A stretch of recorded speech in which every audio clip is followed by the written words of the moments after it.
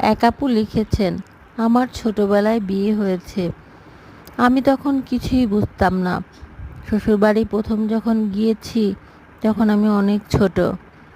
তো আমাকে শ্বশুর শাশুড়ি দেবর ননদ কেউ কাজ করতে বলতো না, আর আমি কাজ করতেও জানতাম না। যখন বাবা মার থেকে নিয়ে যায় তখন তো আমার বাবা মা কাজ শেখায় নাই, তবে তারা খুব আদর করে ভালোবেসে আমার বিয়ে হয় আমার ফুফাতো ভাইয়ের সঙ্গে। তো আমার ফুপু কখনোই আমাকে কষ্ট দেয়নি, কাজ করতে দেয়নি।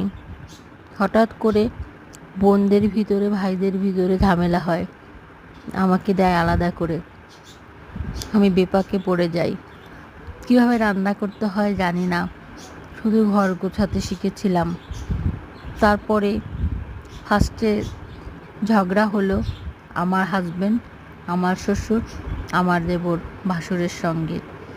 সেই ঝগড়ায় আমি হয়ে যাই সেই ঝগড়ার খুঁটি। আমি কিন্তু কিছুই বুঝতাম না। তো ওই ঝগড়া যে আমার গায়ের পরে পরে আঁচটা।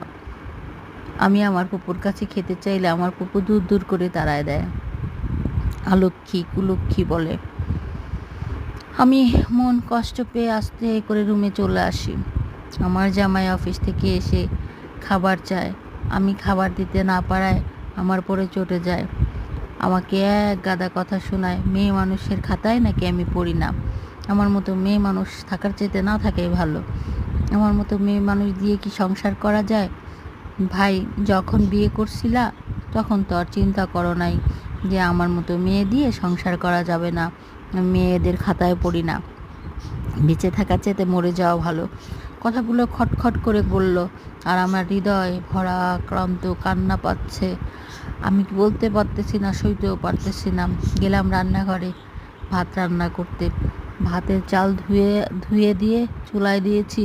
চুলা ধরাতে গিয়ে হাতে স্যাক লেগে যায়, হাতটা পুড়ে যায়, ওড়নায় আগুন ধরে যায়। চিৎকার করি, কেউ আসে না। এই